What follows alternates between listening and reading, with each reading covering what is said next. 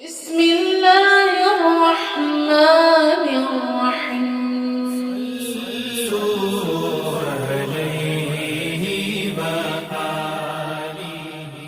صحیح بخاری حدیث نمبر 111۔ جحیفہ کہتے ہیں کہ میں نے حضرت علی رضی اللہ عنہ سے پوچھا کہ کیا تمہارے پاس کوئی اور بھی کتاب ہے؟ انہوں نے فرمایا کہ نہیں مگر اللہ کی کتاب قرآن ہے، یا پھر فہم ہے جو وہ ایک مسلمان کو عطا کرتا ہے، یا پھر جو کچھ صحیفے میں ہے۔ میں نے پوچھا اس صحیفے میں کیا ہے؟ انہوں نے فرمایا دیت اور قیدیوں کی رہائی کا بیان ہے، اور یہ حکم کہ مسلمان کافر کے بدلے قتل نہ کیا جائے۔ صحیح بخاری حدیث نمبر 112۔ قبیلہ خزاعہ کے کسی شخص نے بنو لیث کے کسی آدمی کو اپنے مقتول کے بدلے میں مار دیا تھا۔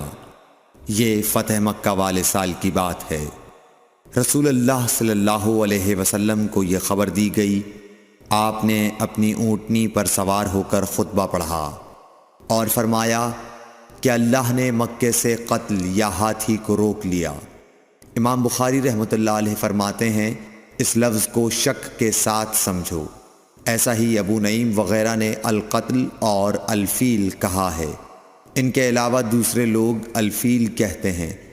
پھر رسول اللہ صلی اللہ علیہ وسلم نے فرمایا کہ اللہ نے ان پر اپنے رسول اور مسلمانوں کو غالب کر دیا، اور سمجھ لو کہ وہ مکہ کسی کے لیے حلال نہیں ہوا، نہ مجھ سے پہلے اور نہ آئندہ کبھی ہوگا، اور میرے لیے بھی صرف دن کے تھوڑے سے حصے کے لیے حلال کر دیا گیا تھا۔ سن لو کہ وہ اس وقت حرام ہے، نہ اس کا کوئی کانٹا توڑا جائے نہ اس کے درخت کاٹے جائیں، اور اس کی گری پڑی چیزیں بھی وہی اٹھائے جس کا منشا یہ ہو کہ وہ اس شے کا تعارف کرا دے گا۔ تو اگر کوئی شخص مارا جائے تو اس کے عزیزوں کو اختیار ہے دو باتوں کا، یا دیت لیں یا بدلہ۔ اتنے میں ایک یمنی آدمی ابو شاہ نامی آیا اور کہنے لگا یہ مسائل میرے لیے لکھوا دیجئے۔ تب آپ نے فرمایا کہ ابو فلاں کے لیے یہ مسائل لکھ دو۔ تو ایک قریشی شخص نے کہا یا رسول اللہ مگر اذخر، یعنی اذخر کاٹنے کی اجازت دے دیجئے، کیونکہ اسے ہم گھروں کی چھتوں پر ڈالتے ہیں یا مٹی ملا کر اور اپنی قبروں میں بھی ڈالتے ہیں۔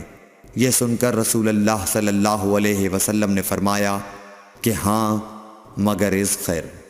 صحیح بخاری حدیث نمبر 113۔ وہب بن منبح کے بھائی کہتے ہیں کہ میں نے حضرت ابو ہریرہ رضی اللہ تعالی عنہ کو کہتے ہوئے سنا کہ رسول اللہ صلی اللہ علیہ وسلم کے صحابہ میں عبداللہ بن عمر رضی اللہ عنہ کے علاوہ مجھ سے زیادہ کوئی حدیث بیان کرنے والا نہیں تھا، مگر وہ لکھ لیا کرتے تھے اور میں لکھتا نہیں تھا۔ صحیح بخاری حدیث نمبر 114۔ جب نبی اکرم صلی اللہ علیہ وسلم کے مرض میں شدت ہو گئی تو آپ صلی اللہ علیہ وسلم نے فرمایا کہ میرے پاس سامان کتابت لاؤ تاکہ تمہارے لیے ایک تحریر لکھ دوں، تاکہ بعد میں تم گمراہ نہ ہو سکو۔ اس پر حضرت عمر رضی اللہ عنہ نے لوگوں سے کہا کہ اس وقت آپ صلی اللہ علیہ وسلم پر تکلیف کا غلبہ ہے، اور ہمارے پاس اللہ کی کتاب قرآن موجود ہے جو ہمیں ہدایت کے لیے کافی ہے۔ اس پر لوگوں کی رائے مختلف ہو گئی اور شور و غل زیادہ ہونے لگا۔ آپ صلی اللہ علیہ وسلم نے فرمایا میرے پاس سے اٹھ کھڑے ہو، میرے پاس جھگڑنا ٹھیک نہیں۔ اس پر ابن عباس رضی اللہ عنہ یہ کہتے ہوئے نکل گئے کہ بے شک مصیبت بڑی سخت مصیبت ہے، وہ چیز جو ہمارے اور رسول کے اور آپ کی تحریر کے درمیان حائل ہو گئی۔ صحیح بخاری حدیث نمبر 115۔ ایک رات نبی کریم صلی اللہ علیہ وسلم نے بیدار ہوتے ہی فرمایا کہ سبحان اللہ، آج کی رات کس قدر فتنے اتارے گئے ہیں اور کتنے ہی خزانے کھولے گئے ہیں۔ ان حجرے والیوں کو جگاؤ، کیونکہ بہت سی عورتیں جو دنیا میں باریک کپڑا پہننے والی ہیں وہ آخرت میں ننگی ہوں گی۔ صحیح بخاری حدیث نمبر 116۔ حضرت عبداللہ بن عمر رضی اللہ عنہ نے فرمایا کہ آخر عمر میں ایک دفعہ رسول اللہ صلی اللہ علیہ وسلم نے ہمیں عشاء کی نماز پڑھائی۔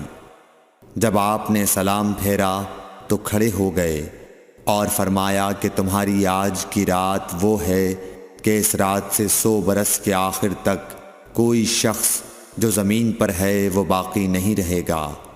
صحیح بخاری حدیث نمبر 117۔ حضرت عبداللہ بن عباس رضی اللہ تعالی عنہ فرماتے ہیں کہ ایک رات میں اپنی خالہ میمونہ بنت حارث زوجہ نبی کریم صلی اللہ علیہ وسلم کے پاس گزاری، اور نبی کریم صلی اللہ علیہ وسلم اس دن ان کی رات میں انہی کے گھر تھے۔ آپ صلی اللہ علیہ وسلم نے عشاء کی نماز مسجد میں پڑھی، پھر گھر تشریف لائے اور 4 رکعت نماز نفل پڑھ کر آپ سو گئے۔ پھر اٹھے اور فرمایا کہ ابھی تک یہ لڑکا سو رہا ہے یا اسی جیسا لفظ فرمایا۔ پھر آپ نماز پڑھنے کھڑے ہو گئے اور میں بھی وضو کر کے آپ کی بائیں جانب کھڑا ہو گیا، تو آپ صلی اللہ علیہ وسلم نے مجھے دائیں جانب کھڑا کر لیا۔ تب آپ نے 5 رکعت پڑھیں، پھر 2 پڑھیں، پھر آپ سو گئے، یہاں تک کہ میں نے آپ کے خراٹے کی آواز سنی۔ پھر آپ کھڑے ہو کر نماز کے لیے باہر تشریف لے آئے۔ صحیح بخاری حدیث نمبر 118۔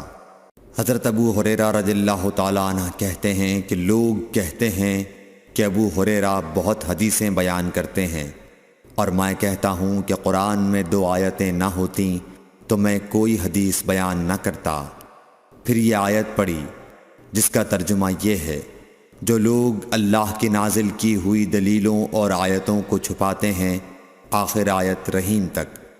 واقعہ یہ ہے کہ ہمارے مہاجرین بھائی تو بازار کی خرید و فروخت میں لگے رہتے تھے، اور انصار بھائی اپنی جائیدادوں میں مشغول رہتے، اور ابو ہریرہ رسول اللہ صلی اللہ علیہ وسلم کے ساتھ جی بھر کر رہتا، تاکہ آپ کی رفاقت میں شکم پوری سے بھی بے فکری رہے، اور ان مجلسوں میں حاضر رہتا جن مجلسوں میں دوسرے حاضر نہ ہوتے، اور وہ باتیں محفوظ رکھتا جو دوسرے محفوظ نہیں رکھ سکتے تھے۔ صحیح بخاری حدیث نمبر 119۔ ابو ہریرہ رضی اللہ عنہ کہتے ہیں کہ میں نے عرض کیا، یا رسول اللہ، میں آپ سے بہت سی باتیں سنتا ہوں مگر بھول جاتا ہوں۔ آپ صلی اللہ علیہ وسلم نے فرمایا، اپنی چادر پھیلاؤ۔ میں نے اپنی چادر پھیلائی۔ آپ صلی اللہ علیہ وسلم نے اپنے دونوں ہاتھوں کی چلو بنائی اور میری چادر میں ڈال دی۔ فرمایا کہ چادر کو بدن پر لپیٹ لو۔ میں نے چادر کو اپنے بدن پر لپیٹ لیا، پھر اس کے بعد میں کوئی چیز نہیں بھولا۔ صحیح بخاری حدیث نمبر 120۔